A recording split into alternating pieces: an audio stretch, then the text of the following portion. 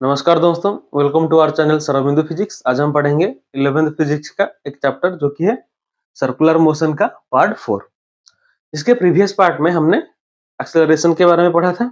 कौन से एक्सेलरेशन होते हैं सर्कुलर मोशन में, tangential acceleration, centripetal acceleration, net acceleration and angular acceleration, ये सब पढ़ा था।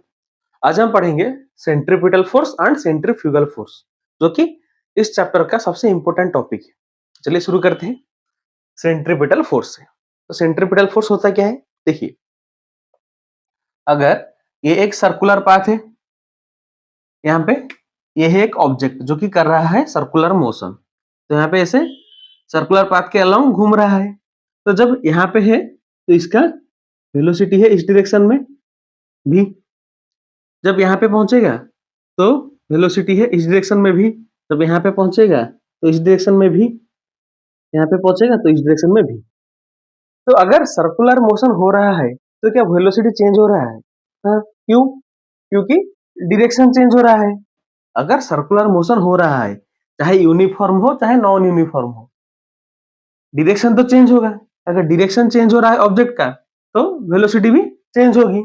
स्पीड हो सकता है कांस्टेंट हो सकता है वेरी कर रही हो। अगर यूनिफॉर्म सर्कुलर मोशन है तो स्पीड कांस्टेंट होगी, अगर नॉन यूनिफॉर्म है तो स्पीड वेरी करेगा। लेकिन सर्कुलर मोशन हो रहा है तो वेलोसिटी चेंज होगा, यानी कि ऑब्जेक्ट का डायरेक्शन चेंज होगा, तभी तो सर्कुलर मोशन होगा ना।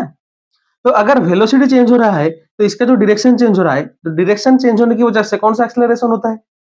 पहले हमने पढ़ा है कौन सा, सेंट्रीपिटल एक्सेलरेशन, जो कि होता है along the radius towards the centre.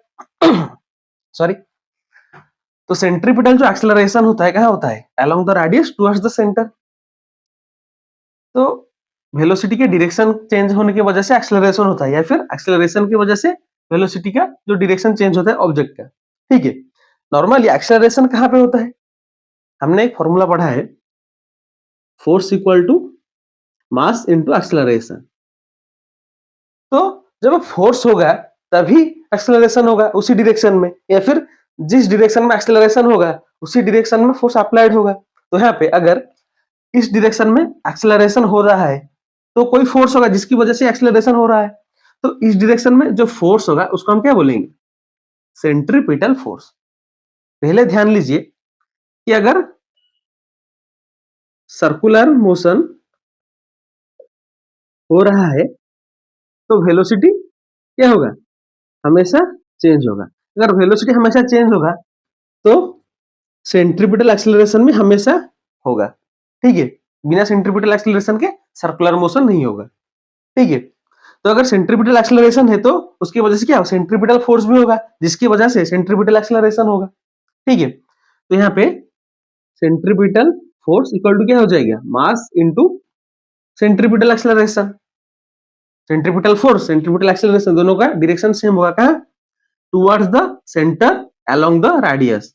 यहाँ पे देखेंगे तो यहाँ पे होगा सेंट्रीपिटल फोर्स का डायरेक्शन, यहाँ पे देखेंगे तो यहाँ पे यहाँ होगा सेंट्रीपिटल फोर्स का डायरेक्शन। ठीक है, तो इसको फॉर्मूला ये है मास इनटू सेंट्रीपिटल एक्सेलरेशन। और कौन से फॉर्मूला हो सकते हैं सेंट्रीपिटल फोर्स के? सेंट्रीपिटल एक्सेलरेशन का और कौन सा फॉर्मूला है? एक फॉर्मूला है v स्क्वायर बाई आर। तो सेंट्रीपिटल फोर्स का एक फॉर्मूला क्या हो जाएगा? mv square by R. और कौन सा फॉर्मूला हो सकता है? अगर हम यहाँ पे v का वैल्यू पुट कर दे, आर ओमेगा पुट कर दे, तो क्या हो जाएगा?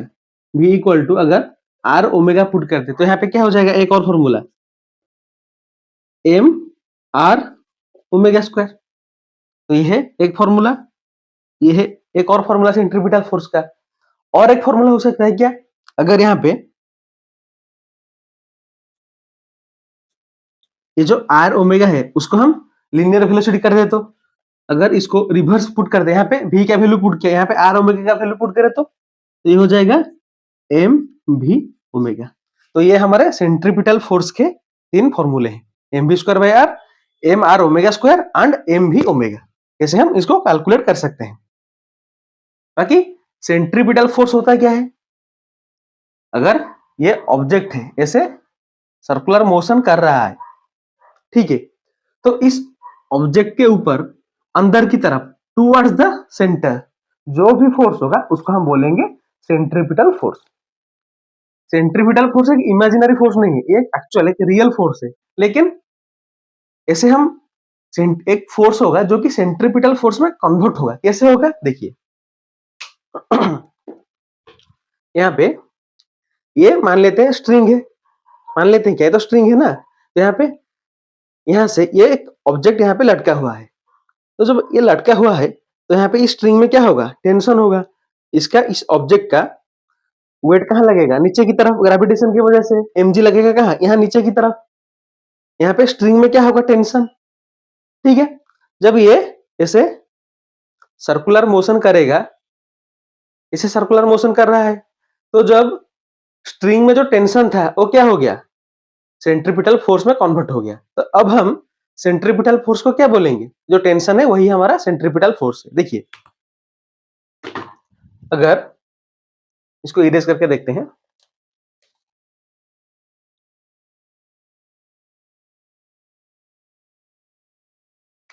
यहाँ पे ये एक स्ट्रिंग है जिससे ये एक ऑब्जेक्ट यहाँ पे लटका हुआ है। ठीक है, यहाँ में स्ट्रिंग में टेंशन है क्या, ठीक, तो ये ऑब्जेक्ट ने ऐसे सर्कुलर मोशन करना स्टार्ट किया, तो अब हमारा सेंट्रीपिटल फोर्स क्या हो जाएगा, ये जो स्ट्रिंग में जो टेंशन है, अगर ये इसने ऐसे सर्कुलर मोशन करना स्टार्ट कर दिया तो यहाँ पे हमारा टेंशन ही हो जाएगा क्या, सेंट्रीपिटल फोर्स। ठीक है, तो कोई फोर्स कन्वर्ट हो जाता है सेंट्रीपिटल फोर्स में। ऐसे नहीं बोल सकते कि ये सेंट्रीपिटल फोर्स है, यहाँ पे टेंशन सेंट्रीपिटल फोर्स में कन्वर्ट हो गया। एक और एग्जांपल से समझते हैं, इसको लिख लीजिए, यहां तक लिख लिया। देखिए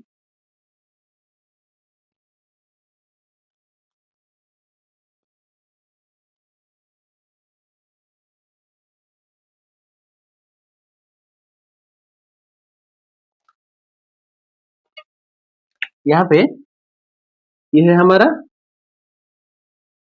सन, ठीक है, इसके चारों तरफ ये हमारा अर्थ है जो कि ऐसे सर्कुलर मोशन कर रहा है सन के चारों तरफ।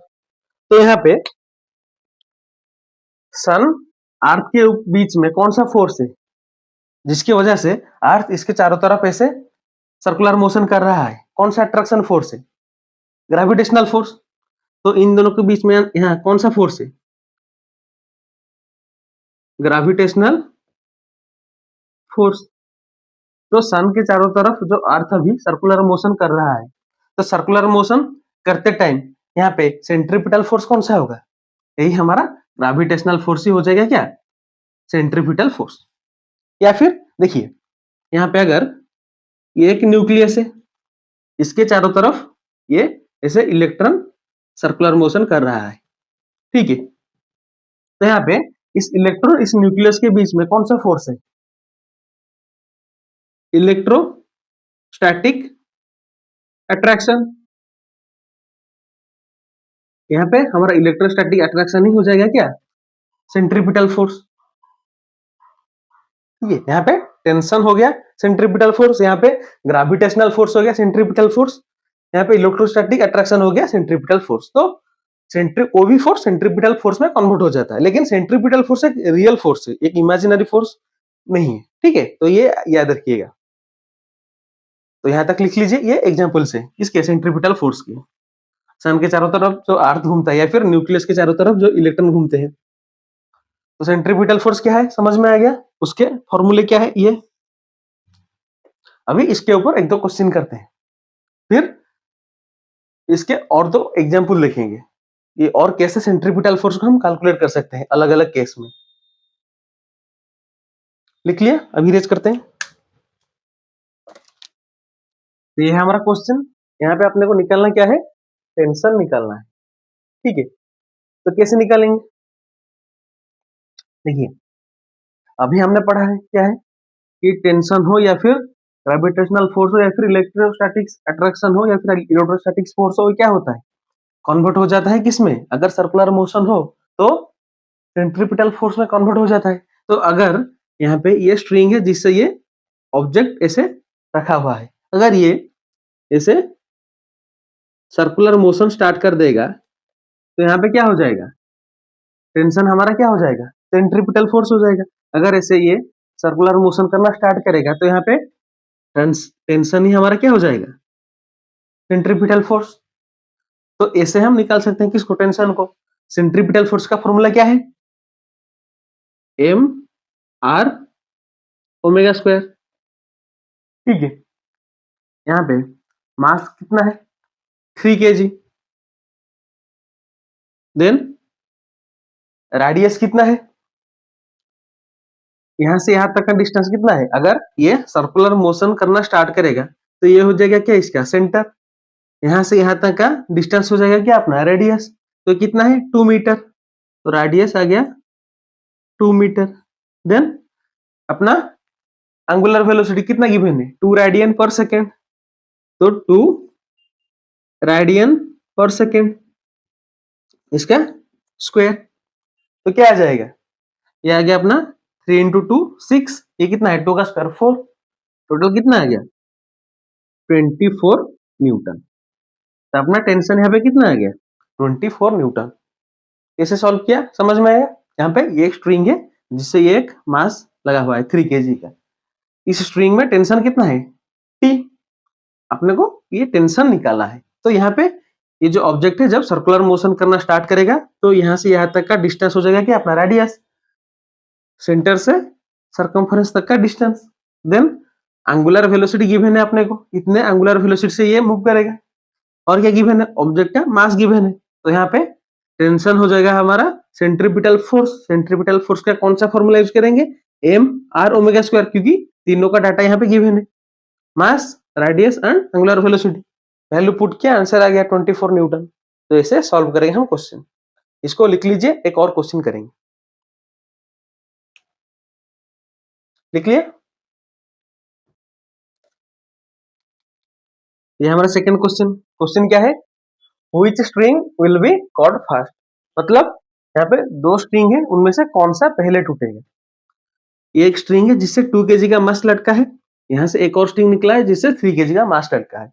तो कौन सा स्ट्रिंग पहले टूटेगा, ये कौन डिसाइड करेगा, किस स्ट्रिंग में ज्यादा टेंशन है। तो यहाँ पे पहले हम टेंशन निकालेंगे, जिस स्ट्रिंग में ज्यादा टेंशन होगा वो पहले टूटेगा। तो इस स्ट्रिंग में टेंशन कहाँ है, यहाँ पे देखेंगे तो इस तरफ कितना, T1। यहाँ पे इस तरफ T1। एक स्ट्रिंग में सेम टेंशन होगा, यहाँ से इस तरफ, यहाँ से इस तरफ। इस स्ट्रिंग में टेंशन कहाँ होगा, इस तरफ कितना, इसको T2 मान लेते हैं। तो पहले T1 का वैल्यू निकालते हैं, फिर T2 का वैल्यू निकालते हैं। तो इसका एक फ्री बॉडी डायग्राम करते हैं। यह है हमारा 3 kg, यहाँ पे टेंशन है T1। तो यहाँ पे जो टेंशन T1 है ये क्या हो जाएगा, इसके लिए जब ये सर्कुलर मोशन स्टार्ट करेगा तो ये कन्वर्ट हो जाएगा किसमें, सेंट्रीपिटल फोर्स में। तो T1 equal to centripetal force. Formula क्या है, एम आर ओमेगा स्क्वायर। यहाँ पे मास कितना है, 3 kg।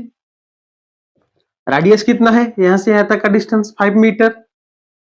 देन एंगुलर वेलोसिटी कितना है, 2 रेडियन पर सेकेंड। तो इसका स्क्वायर कितना आ जाएगा, ये आ गया अपना 60 न्यूटन। ये आ गया T1। देन T2, इसका एक डायग्राम करते हैं। देखिए यहाँ पे 2 kg का ये ऑब्जेक्ट है, इस तरफ टेंशन है T2, इस तरफ है T1। तो सेंट्रीपिटल फोर्स यहाँ पे कौन सा होगा, क्या T2 सेंट्रीपिटल फोर्स होगा। ये तो अगर ये सर्कुलर मोशन करना स्टार्ट करेगा ऐसे, अगर ये सर्कुलर मोशन करना स्टार्ट कर रहा है, अगर ये सेंटर है, तो अगर ये सर्कुलर मोशन टोटल ऐसे सिस्टम टोटल सर्कुलर मोशन करेगा तो 2 kg के अंदर की तरफ T2 टेंशन है, तो यही हो जाएगा सेंट्रीपिटल फोर्स। क्या यही होगा, नहीं, क्यों, क्योंकि सेंट्रीपिटल फोर्स क्या है, net force towards the centre during the circular motion. तो यहाँ पे बाहर की तरफ टेंशन T1 है, अंदर की तरफ T2 है। तो इसके लिए सेंट्रीपिटल फोर्स कौन सा हो जाएगा, T2 minus T1 equal to centripetal force हो जाएगा। तो फॉर्मूला क्या है, M are omega square. Mass कितना है, 2 kg। रेडियस कितना है, 3 मीटर। एंगुलर वेलोसिटी 2 रेडियन पर सेकेंड का स्क्वायर कितना आ गया, 6, या गया 4, तो 24 Newton.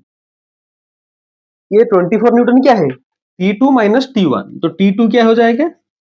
24 plus T1, 24 plus T1 कितना है? 60 न्यूटन, तो कितना आ गया? 84 न्यूटन। तो T2 कितना है? 84 न्यूटन, T1 कितना है? 60 न्यूटन। तो कौन सा स्ट्रिंग पहले टूटेगा? ये वाला स्ट्रिंग, क्योंकि यहाँ पे ज्यादा टेंशन है। समझ में आएगा? अगर नॉर्मली भी देखें आप, अगर ऐसे सर्कुलर मोशन कर रहा है तो यहाँ पे ये सिर्फ इसका वेट कैरी कर रहा है ये स्ट्रिंग, लेकिन यहाँ पे ये जो स्ट्रिंग है ये इन दोनों का वेट कर रहा है, कैरी कर रहा है। तो पहले कौन सा स्ट्रिंग टूटेगा? अगर दोनों का क्वालिटी सेम है तो ये वाला स्ट्रिंग टूटेगा। वैसे ही हमने सॉल्व भी करके वही प्रूव किया, यहाँ पे ज्यादा टेंशन है तो यहाँ पे ये ज्यादा पहले टूटेगा। ठीक है, तो यहाँ पे ये कैलकुलेट कैसे किया समझ में आया? Net force towards centre during circular motion is our centripetal force. ठीक है, लिख लीजिए इसको। फिर हम सर्कुलर मोशन को जनरल केस में कैसे कैसे और तरह से कैलकुलेट करेंगे देखेंगे। जैसे कि अभी हम कोनिकल पेंडुलम पढ़ेंगे, उसमें हम सेंट्रीपिटल फोर्स को देखेंगे कैसे कैलकुलेट करना है। लिख लिया? डिस्कस करते हैं।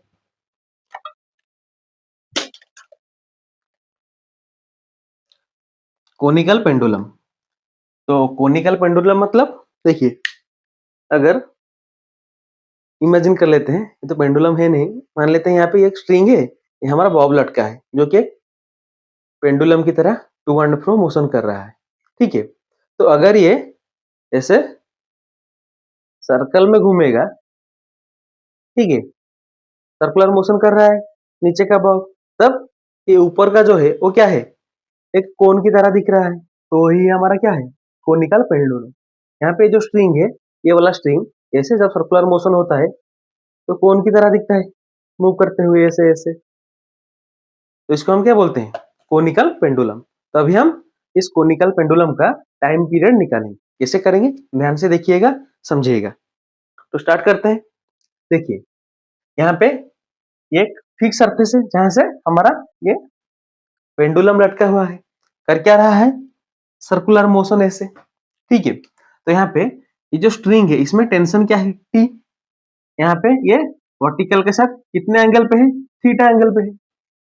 तो ये जो टेंशन है ये यहाँ पे वर्टिकल के साथ कितने एंगल पे होगा? थीटा एंगल पे।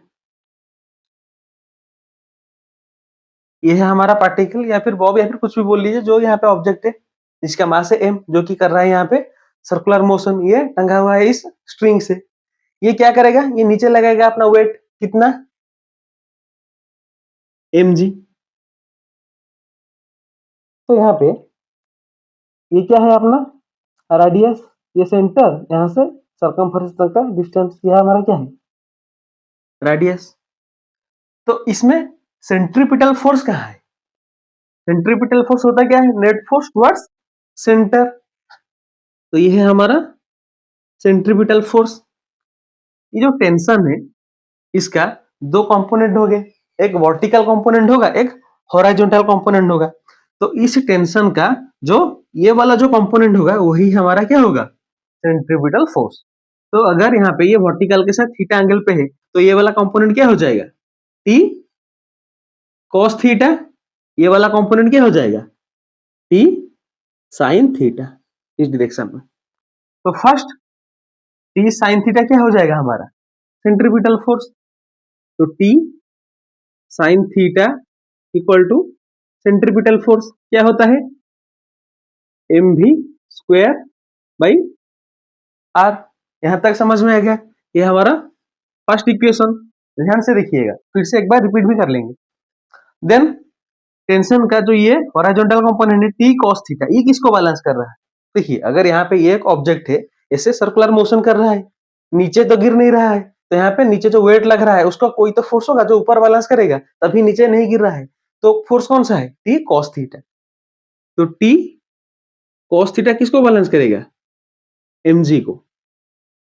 ये क्या आ गया अपना सेकेंड इक्वेशन। ठीक है, तो इन दोनों को डिवाइड करते हैं। तो T sine theta by T cos theta equal to क्या हो जाएगा, M V square by R नीचे एम जी। ठीक है, तो सॉल्व करते हैं, क्या होगा यहाँ पे टी टी का ये क्या हो गया, tan थीटा इक्वल टू ये V square by R G, और v equal to R G tan theta का रूट ओवर। यहां तक समझ में आ गया। ठीक है, ये क्या है अपना लीनियर वेलोसिटी। तो जो लीनियर वेलोसिटी एंगुलर वेलोसिटी के बीच में एक रिलेशन हमने पढ़ा है, कौन सा, v equal to R omega. तो यहां से एंगुलर वेलोसिटी निकालते हैं, तो एंगुलर वेलोसिटी क्या हो जाएगा, v बाई आर। तो आर जी tan थीटा का रूट ओवर नीचे आर, यहाँ पे क्या आ जाएगा, ये आ गया अपना जी tan थीटा नीचे आर का रूट ओवर। ठीक है, यहाँ पे ये आर क्या है, root over of R into root over of R equal to R है। तो यहाँ पे एक रूट ओवर ऑफ आर के साथ एक कट हो गया, बाकी रह गया नीचे क्या, रूट ओवर ऑफ आर। तो ये क्या आ गया, जी tan थीटा बाई आर का रूट ओवर। ये क्या है अपना एंगुलर वेलोसिटी आ गया। हमें निकालना क्या है इसमें, पहले बताया था कौन क्या निकालेंगे, टाइम पीरियड। तो टाइम पीरियड का एंगुलर वेलोसिटी के साथ क्या रिलेशन है, ये पढ़ा है हमने, omega equal to 2 pi F. F क्या है, फ्रीक्वेंसी। तो फ्रीक्वेंसी क्या है, 1 बाई टाइम पीरियड, तो 2 pi by T, omega equal to 2 pi by T, ये रिलेशन हमने पढ़ा है। तो यहां से टाइम पीरियड को हम कैसे निकालेंगे, T equal to 2 pi by omega, इससे निकालेंगे। तो यहां तक लिख लीजिए, फिर ऊपर से इरेज करके आगे सॉल्व करेंगे। लिख लिया यहां तक, देखिए अभी ऊपर से थोड़ा सा इरेज करते हैं।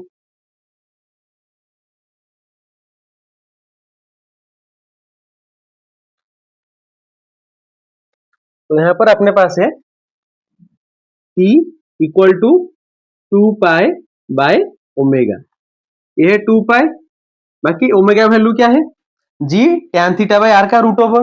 नीचे लिखते हैं G tan theta by R का रूट ओवर, ये क्या हो जाएगा 2 pi into R by G tan theta का रूट ओवर। ठीक है, ये ऊपर चला गया उलट के।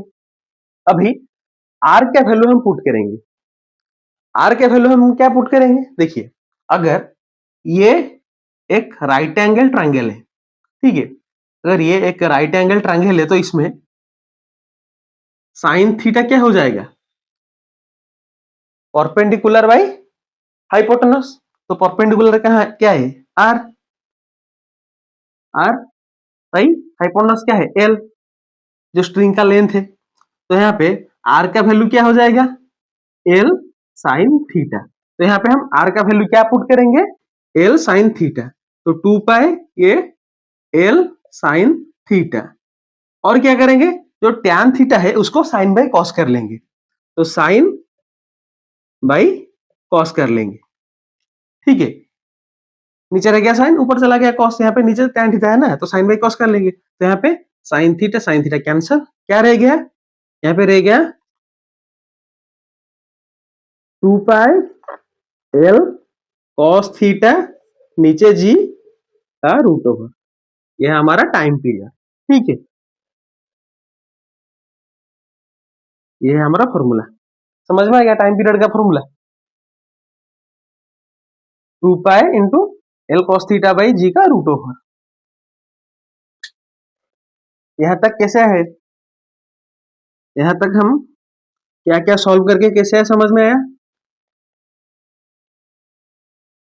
तो अगर एक पेंडुलम है जो कि ऐसे सर्कुलर मोशन कर रहा है, जिसको हम कोनिकल पेंडुलम पेंडुलम बोलते हैं, तो उसका टाइम पीरियड कैसे निकालेंगे, 2 pi into l cos theta by g का रूट ओवर। अगर यहाँ पे थीटा टेंस टू 0 डिग्री हो जाएगा, तो टाइम पीरियड का फॉर्मूला क्या हो जाएगा, 2 पाई एल बाई जी का रूट ओवर, यानी कि नॉर्मल पेंडुलम हो जाएगा। यहाँ पे ये जो थीटा है अगर ये 0 हो जाए, अगर यहाँ पे ये ऐसे कोनिकल पेंडुलम है जो कि पेंडुलम सर्कुलर मोशन कर रहा है। अगर यहाँ पे ये जो वर्टिकल है जिसके साथ ये ऐसे देखिए वर्टिकल के साथ एंगल कर रहा है, अगर ये जो यहाँ पे घूमते टाइम में जो वर्टिकल के साथ एंगल है अगर ये 0 हो गया तो ऐसा आ गया, तो कैसे मोशन करेगा? अभी कैसे मोशन करेगा? To and fro normal pendulum की तरह। अगर थीटा टेंस टू 0 हो जाएगा तो टाइम पीरियड कैसे निकालेंगे? 2 पाई एल बाई जी का रूट ओवर। तो कोनिकल पेंडुलम समझ में आ गया कैसे उसका टाइम पीरियड निकाला सेंट्रीपिटल फोर्स को यूज करके। लिख लीजिए। अभी हम डेथ वाल के विषय में पढ़ेंगे। मौत का कुआं लिख लिया यहां तक, इरेज करते हैं। अभी पढ़ते हैं मौत का कुआं और डेथ व्हेल। मौत का कुआं और डेथ व्हेल ये होता क्या है? आपने सर्कस में देखा होगा, एक मौत का कुआं होता है जिसके अंदर एक राइडर बाइक या फिर कार को चलाता है, ऐसे सर्कल में वो नीचे नहीं गिरता है, उसको हम क्या बोलते हैं? मौत का कुआं बोलते हैं। तो उसमें होता क्या है देखिए, अगर मान लेते हैं कि यह हमारे लिए एक मौत का कुआं है, इसके अंदर यह है हमारा कार या फिर बाइक जो कि चलेगा, तो ये इसके अंदर क्या कैसे चलेगा? ऐसे सर्कुलर पाथ में ऐसे चलेगा, ठीक है। तो जब ये बाइक या फिर कार इसके अंदर चलेगा तो इसके ऊपर कौन से फोर्स होते हैं? मौत का कुआं कैसे होता है? ऐसे सीधा नीचे की तरफ होता है। तो जब ये बाइक चलेगा तो ये क्या होगा? नीचे की तरफ अपना क्या लगेगा? वेट। बाइक उसके ऊपर जो राइडर बैठा है दोनों का वेट लगेगा कहाँ? नीचे की तरफ। और कौन सा फोर्स लगेगा? ऊपर की तरफ लगेगा क्या? फ्रिक्शन, जो कि इसको फिसलने से बचाएगा। और कौन सा फोर्स लगेगा? जब ये ऐसे जो व्हील है उसके सरफेस पे चलेगा तो इसके ऊपर जो ऐसे फोर्स लगेगा उसके रिएक्शन में ये इस बाइक या फिर कार के ऊपर क्या लगेगा? नॉर्मल लगेगा। तो यहाँ पे कौन से फोर्स होंगे? देखिए, अगर यहाँ पे ये एक बाइक है जो कि ऐसे मौत के कुएं में चल रहा है या फिर डेथ व्हील में चल रहा है, तो यहाँ पे नीचे लगेगा क्या? ये अपना वेट mg, ठीक है। फ्रिक्शन कहाँ होगा? इसको अपोज करेगा ऊपर की तरफ, फ्रिक्शन। और क्या होगा? यहाँ पे नॉर्मल लगेगा इस डायरेक्शन में। ये जो सरफेस के ऊपर जो फोर्स है ये चलेगा, उसके ऊपर क्या लगेगा? नॉर्मल लगेगा। तो ये जो तीनों फोर्स है यहाँ पे, इनमें से कौन सा हमारा सेंट्रीपिटल फोर्स है? सेंट्रीपिटल फोर्स क्या होता है? नेट फोर्स टुवर्ड्स सेंटर, ठीक है। तो यहाँ पे कौन सा फोर्स है? नॉर्मल ही है जो सेंटर की तरफ है, तो अपना नॉर्मल क्या हो जाएगा? सेंट्रीपिटल फोर्स क्या होता है? mv square by R. समझ में आ गया? ठीक है। जब हमने कोनिकल पेंडुलम पढ़ा उसमें हमने क्या निकाला? Time period. यहाँ पे हम निकालेंगे क्या? इसको पढ़ने की जरूरत क्या है? डेथ व्हील में हम निकालेंगे सेफ स्पीड, यानी कि किस स्पीड से जो मोटरसाइकिलिस्ट हो या फिर कार चलाने वाला हो अपने कार या फिर मोटरसाइकिल को चलाएगा जिससे ये नीचे ना गिरे, ठीक है। हम वो सेफ स्पीड को यहाँ पे निकालेंगे। तो यहाँ पे ये जो फ्रिक्शन है ये क्या होगा? mg से ज्यादा होगा तभी ये नीचे फिसलेगा नहीं।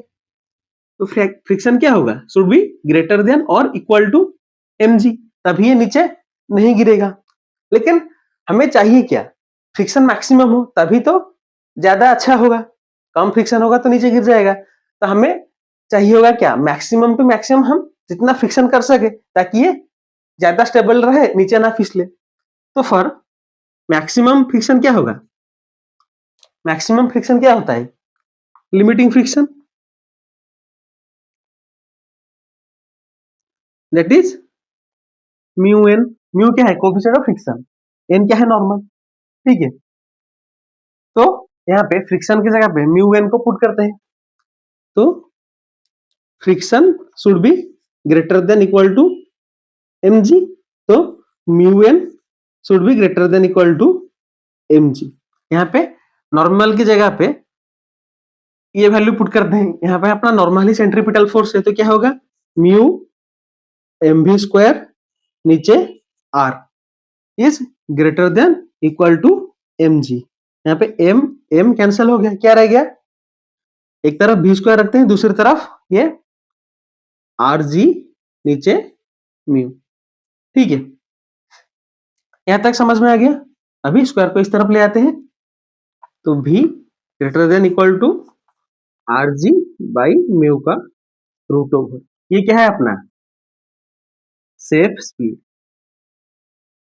इतने से या फिर इससे ज्यादा स्पीड से चलेगा तभी ये नीचे नहीं गिरेगा। तो समझ में आ गया डेथ व्हील में हम स्पीड कैसे निकालेंगे। यह है अपना फॉर्मूला। Rg/μ का रूट ओवर। तो conical pendulum and death wheel समझ में आ गया। सेंट्रीपिटल फोर्स को यहाँ पे पुट करके कैसे इसके फॉर्मूले निकालते हैं। यहाँ पे शेप स्पीड का, कोनिकल पेंडुलम में टाइम पीरियड का, तो लिख लीजिए इसको। देन आज का हमारा लास्ट टॉपिक पढ़ेंगे सेंट्रीफ्यूगल फोर्स। देन बाकी नेक्स्ट वीडियो में आगे पढ़ेंगे। लिख लिया यहाँ पे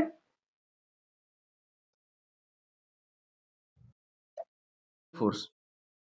तो आज का हमारा लास्ट टॉपिक सेंट्रीफ्यूगल फोर्स और इमेजिनरी फोर्स।